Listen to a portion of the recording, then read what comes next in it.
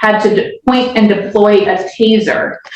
Right. And that another officer had to point their pistol at a defendant. An eyewitness saw the defendant shove the victim while near the police station. An RNO causing injury that was so severe that the officer is actually seeking specialized medical treatment from an orthopedic surgeon. I didn't ask that, Ms. Gaines. I did not ask that. Yes, sir. Was the taser deployed?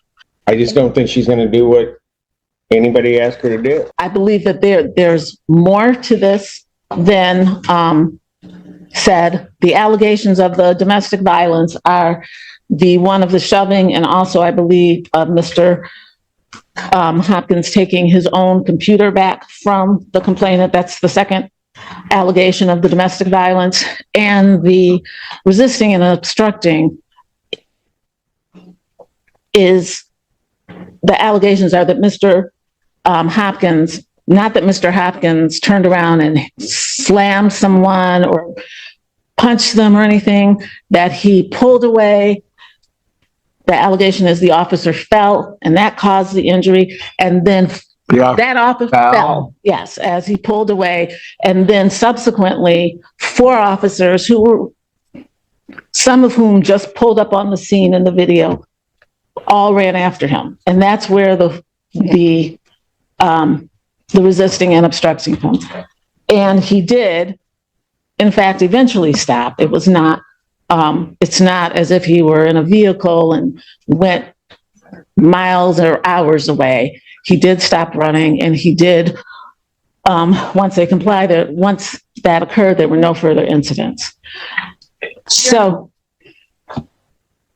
Your Honor, I'm sorry, that is not the characterization of the RNO. The allegations include him punching 2 officers in the face, breaking free of their grasp, causing them to fall to the ground, twisting and seriously injuring an officer's finger. And then it went on for such a period of time that an officer had to point and deploy a taser. And that another officer had to point their pistol at a defendant. So at the defendant. So at this point, I don't think it was him passively. Your Honor, I had an opportunity to view the video. Well, you had an opportunity to view the video. Yes. Let me ask you this. Was a taser deployed? Your Honor, when that's either yes or no. Was a taser deployed? Your Honor, as soon as the officer saw him, she pointed the taser at him. This is not, as soon as she saw him, she pointed the taser at him. This is not a situation where he was running and pointed the taser. I didn't ask that, Ms. Gaines. I did not ask that. Yes, sir. Was the taser deployed? Yes, it was. Did an officer have to draw their weapon? I did not see that. I could not see that on the video. Ms. Burroughs, are you indicating an officer had to draw their weapon? That is what was indicated to me in the file, Your Honor. Yes. And then there's an officer that's injured. Again, we'll ask the question. I don't know why this individual's out. Again, Your Honor, he's 20 years old. He has no prior history, and he has no reason to come back to Washtenaw County other than for school in this case. It's my understanding. I have not heard any information that he has had any contact with the complainant, has violated any orders. He is just asking to be able to go to work and to be able to get a job and go to work.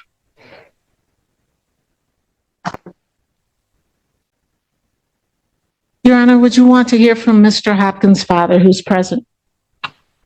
I don't know what he could tell me at this point in time. I'm more worried about the bond as it originally is set.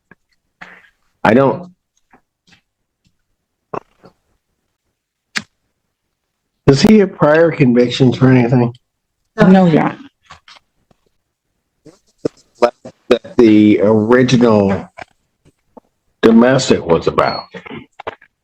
I mean, I'm trying to figure out, because I'll just tell you, I have some serious concerns that this escalated to a point that officers are having to deploy a taser, pull their weapon. There are clearly enough officers around to, in my opinion, have subdued this individual without having to do all of that. So something else is going on.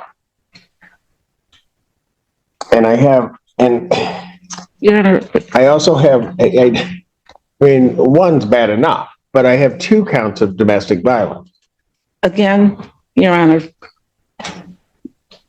one of them is him taking back his own computer. That's one of the allegations. And that's why I'm saying there were things that were happening before this. That's not to excuse his behavior. That is to say that there's broader context. And in my view of the video, initially there was 1 officer, then there were 2, and he ran from 2, but as he's running from those 2, there are cars, 4 and 5 cars are pulling up with sirens on an unarmed young man who clearly panicked. This is not someone who's had police involvement, who has a history of contact with law enforcement and the criminal justice system. Again, I'm not excusing, but I do think that there is there's more. I think there are more nuances to this than the prosecutor does. Well, explain some of those then. Because I've got a victim of a DV that's injured. She is not, the domestic violence person is not injured. It was the shove and the taking of there's no injury to her. Your Honor. Domestic violence are 2 misdemeanor counts. That is correct. Felonies here are 5 counts of R, 5 counts. Yeah, I see that. Are no causing injury. Maybe I misread that on the report, but Yes. the injury to the finger that's the officer. That's correct. Thank you.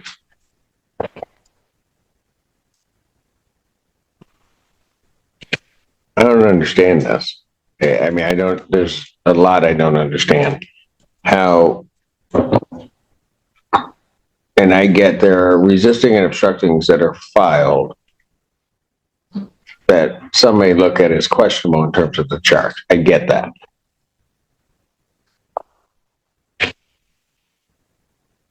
But I'm also trying to figure out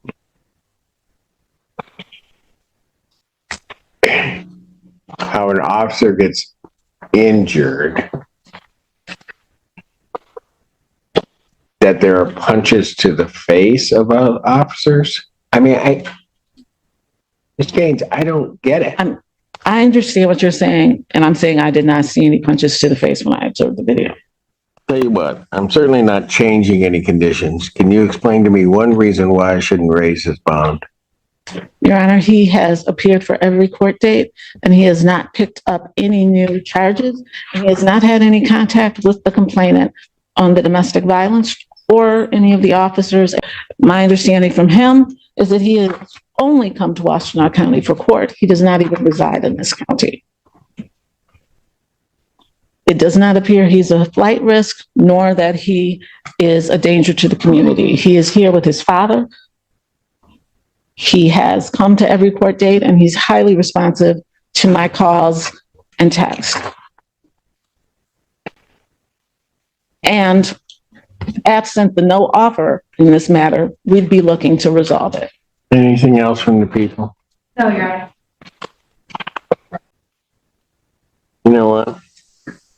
I'm not changing his condition in the bond. I'm not at this juncture going to up his bond either, although of rights I should. Of rights, I don't think he should be out around tethered or not, given that behavior. I'll let Judge Perry deal with that after she hears the preliminary examination. Bond will continue. Motion for bond reduction or changing condition is denied. Thank you.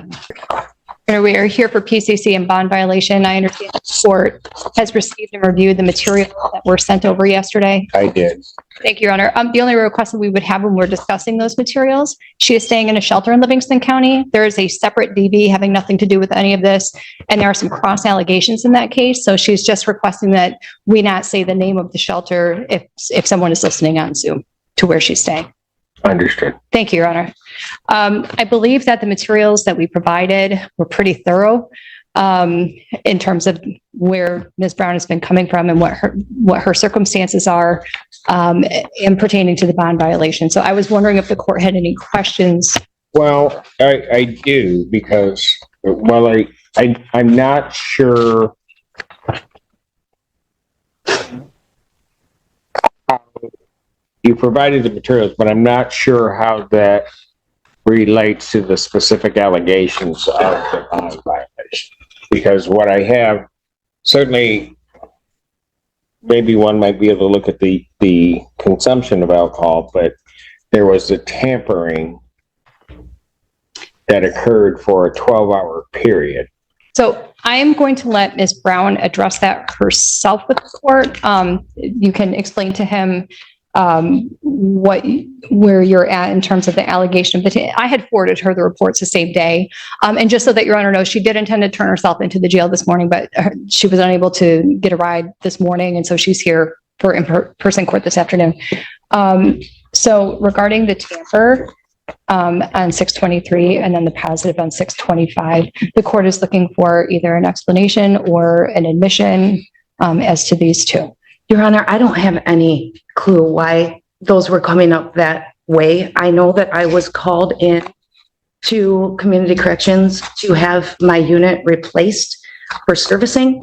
And when on my way there, Ms. Julian called me and said that she received a notification from courts that I had a tampering and violation that she would, wanted clarification about. And I had no idea what she was talking about. I told her that I was just called in to do a replacement on the unit itself. I have only been at La Casa AA meetings and with AA people because I don't currently have transportation and a license to get myself to and from these places. And I have not had access or been in the environments of drinking whatsoever. The only events outside of AA are AA events that I've been to, such as there was a sober rave in Royal Oak that I had gone to, but that wasn't even in the dates in question. So I'll stop with that. But I was completely confused. So I had the unit replaced. And while at community corrections, they had told me that I had this tampering and violation 2 counts.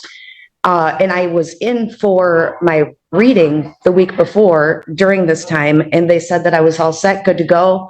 We'll see you next week. And so I was really unsure why I was getting that unless it was due to needing servicing. But I'm saying, Your Honor, this is way too important. Well, hold on a second. Just so that we're clear before you go on with your story. Okay. On June 23rd, at the 12:56 a.m. time, Yes, sir. that's when the tamper is detected Okay. with the unit. On the 25th, there isn't a tamper, it's just drinking. Again, I don't know why it's coming up with that unless the servicing part of it needed it. Because at the shelter where I'm currently residing, there's a locked door policy from 11:30 p.m. until 7 in the morning. And I didn't have access any of those days to alcohol or have them in my possession at a no drinking facility. And I was at the facility at both of those times, documented on camera. I believe they have at the shelter, as well as my sign in and out sheet and documentation from the shelter staff themselves saying that I was there and there was no evidence of me using. The doors lock at 11:30. I'm a smoker. I come in and I pretty much turn out the lights and go to bed by midnight every night. So honestly, I'm telling you, I do not know unless it has something to do with the servicing aspect of it. I don't have access to there, and it's a couple miles Does she away. want a hearing on this? Because I'm going to tell you, I'm not believing what she's telling me. Okay. Then we would request a hearing and we would ask community corrections to bring a log of their, not just the violation reports, but if she's been indicating, and she did to me that day, that they called her to community corrections to switch out her unit. If there was a problem, and this would have been the unit that was switched out. After this, this would have been the problem unit, is what I'm saying, is that if there was a problem with the unit. So perhaps we'd hearing where community corrections can bring their documentation of what they did and when, and the servicing of their units. How much time would the people need? I'm emailing community corrections right now. And time that works for the court, so I can bring one of them over. Anytime that works for the court, so I can bring one of them over for a bond violation hearing, whatever the court. All right, I'll set it for August. I'll set the bond violation hearing as well as adjourn it. This time the PCC out to August 1st, 2024. Actually, it's going to be at 3 p.m. because I got to be a hearing plus the PCC at that time. That's the bond in this case. Now, what I'm worried about is I issued a bench warrant without bond. I understand, Your Honor. I informed Ms. Brown of that the same day that the court issued the warrant. I did instruct her to turn herself into the jail. I do believe that part toward the end of her letter that was directed to the court expresses that she was emotionally really grappling with coming into custody based on all of her circumstances that were outlined. I have continued to encourage her to turn herself into the jail. She was going to do so this morning, but she does not drive. Ms. Julian, and I'll just tell you, that's part of my problem. Part of my problem is I know how you operate, Ms. Julian. You told your client, tell them what the right thing to do is, and they don't do it. And then today, or yesterday when we received the information and we understood she was going to turn herself in that morning. And so we were then trying to make sure that she was going to be on the docket at the proper time so we'd see her. So she was just sitting there and she doesn't turn herself in. And my staff, we're going all around trying to figure out where she is. And then I get an excuse she doesn't have a ride here. She's going to make her own call on all this stuff. And I appreciate the circumstance that she's in. And I have great sympathy regarding that, but I can't let you just go around violating what the court says you need to do. Your Honor, I do have in the next week before the first medical alcohol treatment with another drug testing per bond order. And I also have general therapy with my counselor, my therapist, all of those appointments, as well as some medical appointments that are all before the 1st of August.